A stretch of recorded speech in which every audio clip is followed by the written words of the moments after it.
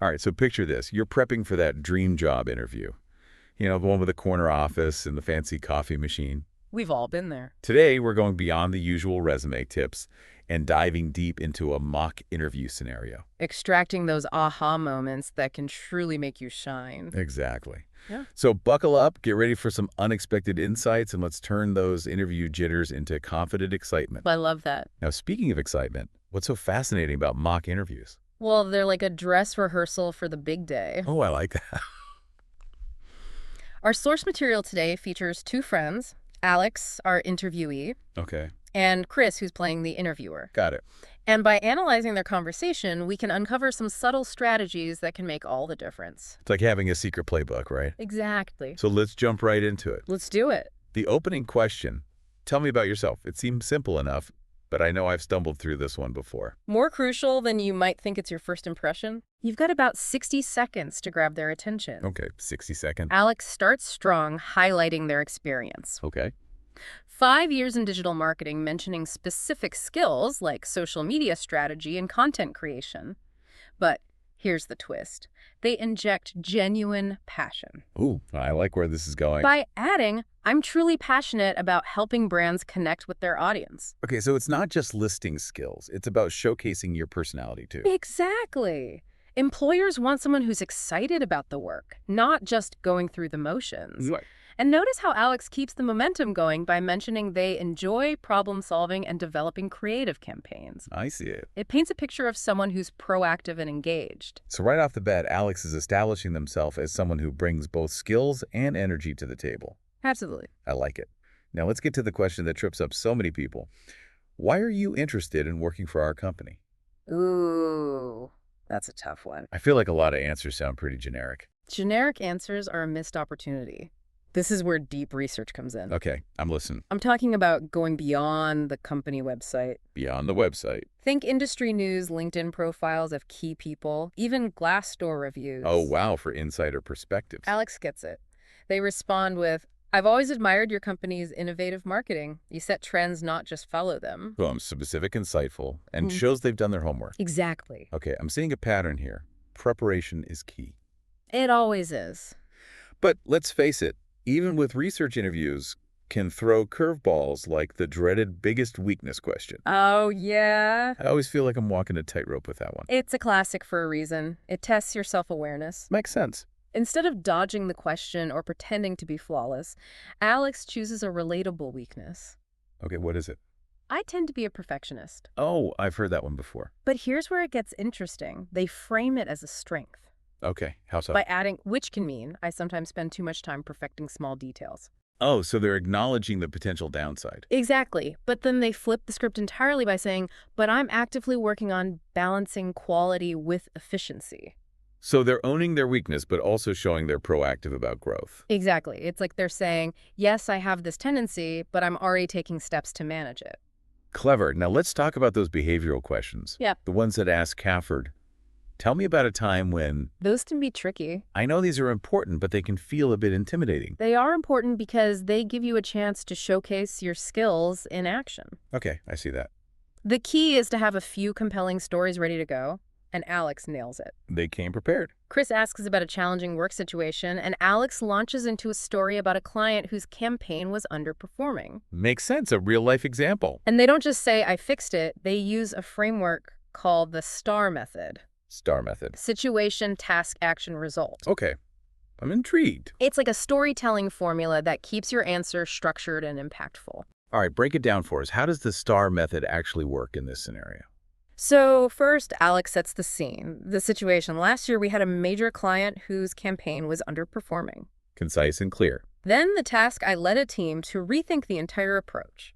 Notice how they're highlighting leadership skills. Exactly. Got it. So it's not just about what happened, it's about your role in it. Right next comes the action. We analyzed data, found the issues, and completely restructured the campaign. See, those action verbs, it's not passive. They're driving the change. And finally, the all-important result. Within a month, we saw a 40% increase in engagement, and the client was thrilled. Wow. They're not just saying they succeeded. They're proving it that 40% increase makes a huge difference. It does. Okay.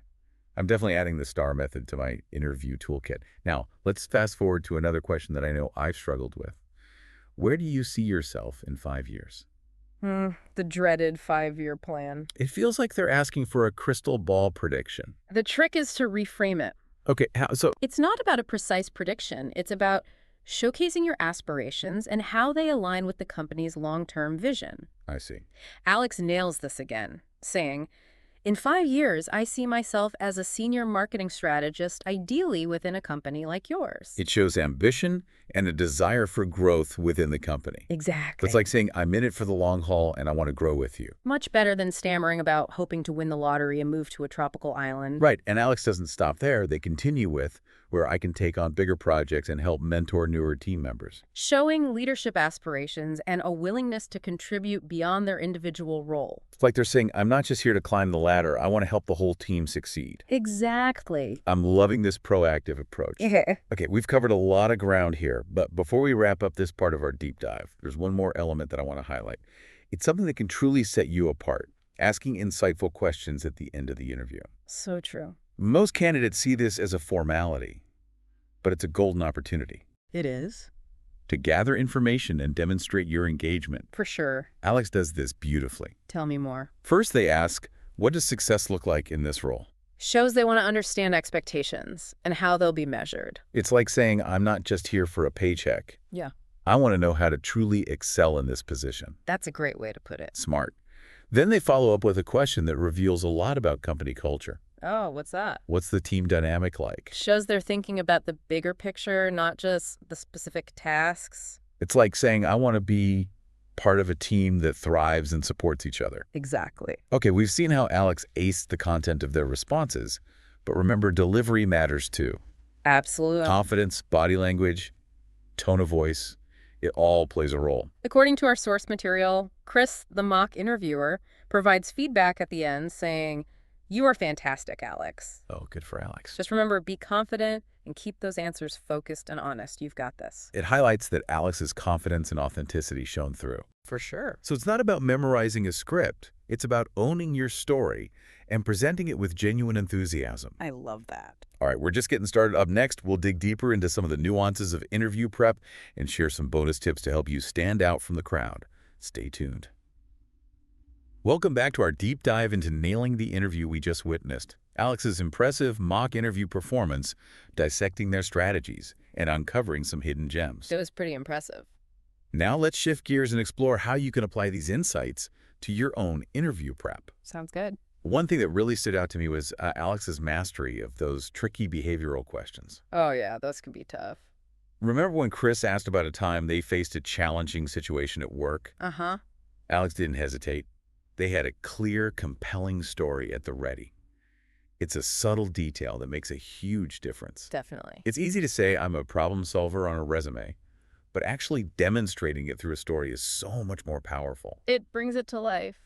So how can our listener prepare for these types of questions?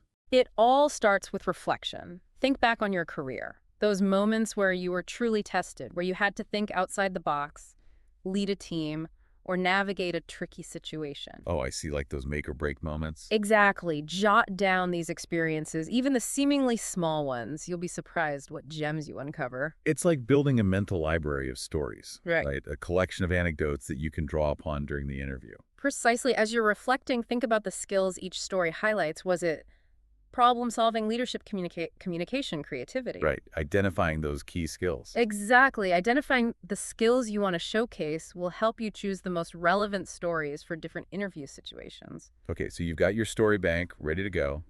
How do you structure your response during the interview to make the biggest impact? This is where the STAR method comes in that storytelling formula we mentioned earlier: situation, task, action, and result. Right. It's like a roadmap to delivering a clear, concise, and impactful answer. Walk us through it. How would you apply the STAR method to Alex's story about the underperforming client campaign?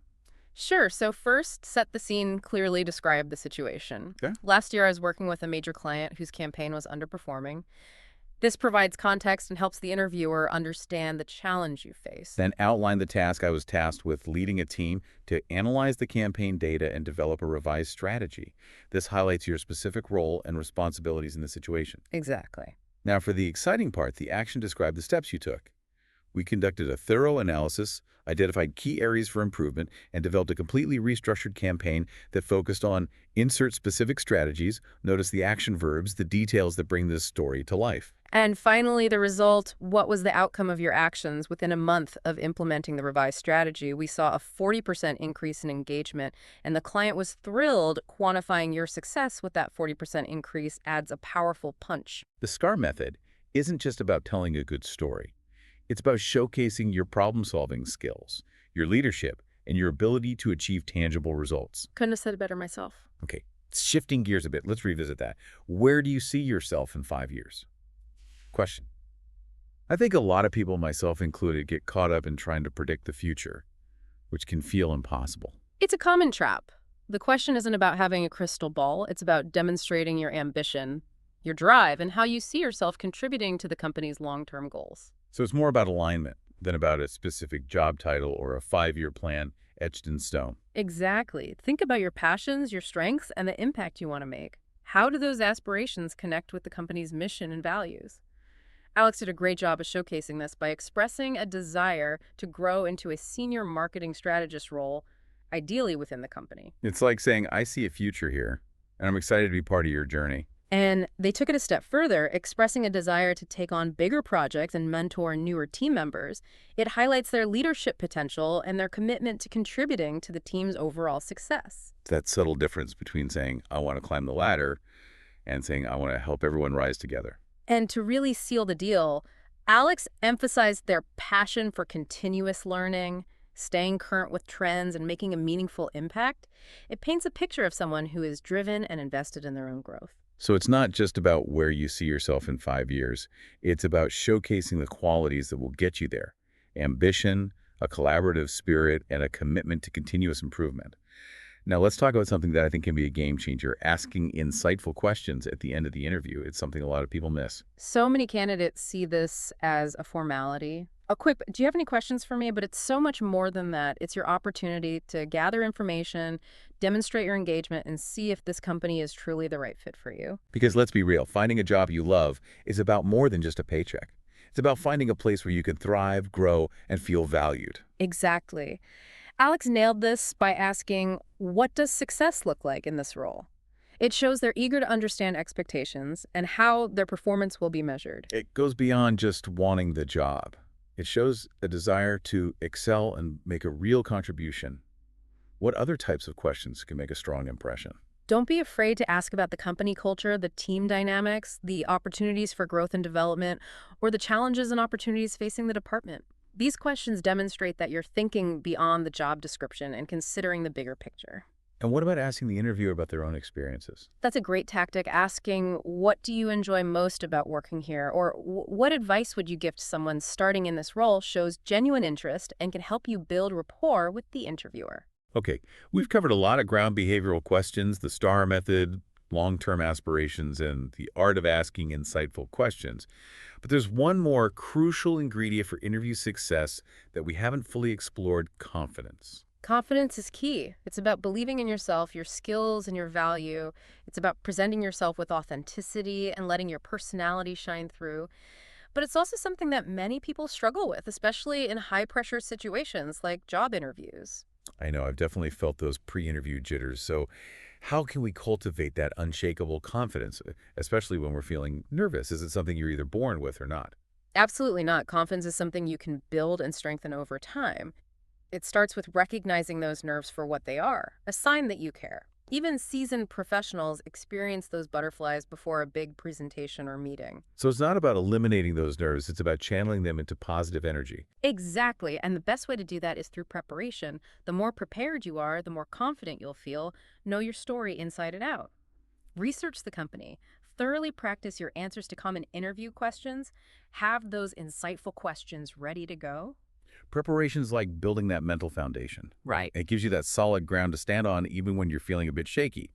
But what about those nonverbal cues? Body language, eye contact, tone of voice. They all play a role in how we project confidence. You're absolutely right. Pay attention to your posture. Sit up straight shoulders, relaxed, making eye contact with the interviewer. A genuine smile can go a long way in conveying warmth and approachability. And don't forget about the power of your voice. Speak clearly, project your voice, and vary your intonation to keep things engaging. It's amazing how much our voice can convey, even over the phone or video call. And remember, enthusiasm is contagious. If you're genuinely excited about the opportunity, it will shine through. People are naturally drawn to those who exude passion and energy. Okay, we've covered a lot of ground in this deep dive, but before we move on, I want to emphasize one crucial point.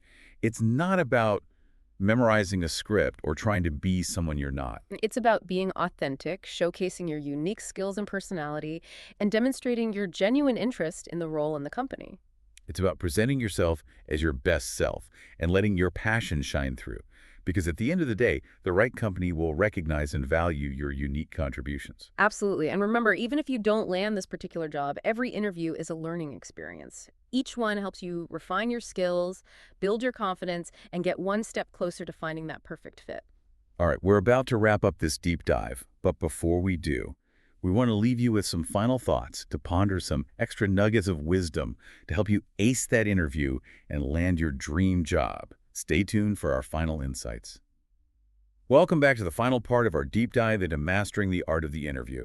We've covered a ton of ground from behavioral questions to confidence boosters. But before we wrap up, We've got some bonus tips. oh yeah, those little extra things that can give you an edge and make you truly unforgettable. It's often the subtle details that leave a lasting impression. All right, so first up, let's talk about the power of storytelling.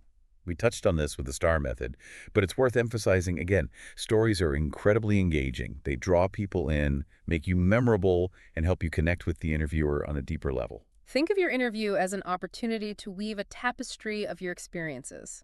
Each story is a thread that contributes to the overall picture of who you are as a professional. So beyond just using stories to answer behavioral questions, think about how you can incorporate storytelling into other parts of the interview as well.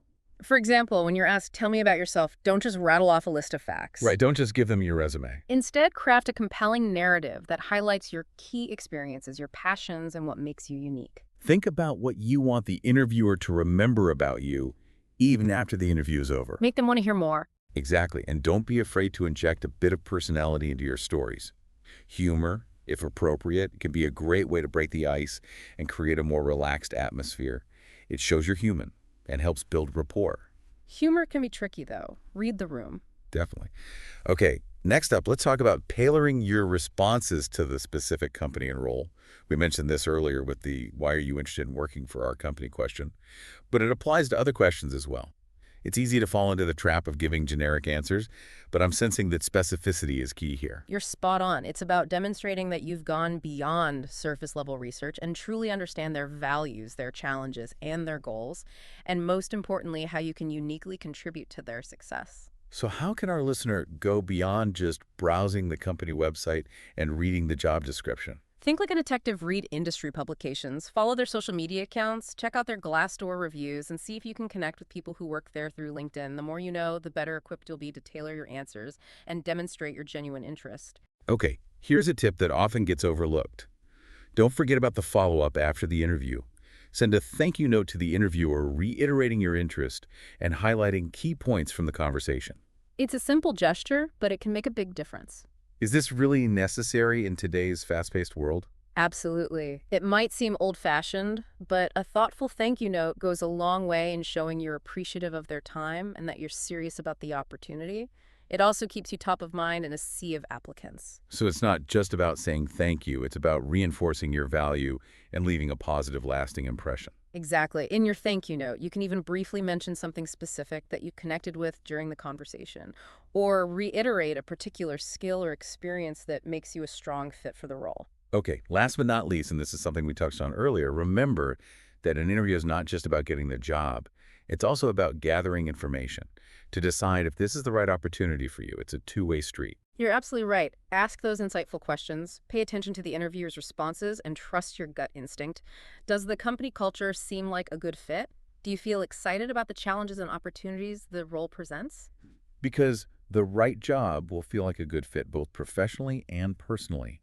It's about finding that sweet spot where you can contribute your talents, learn and grow, and feel valued for who you are. So be selective, be discerning, and don't be afraid to walk away if something doesn't feel right. Trust me, the right opportunity will come along.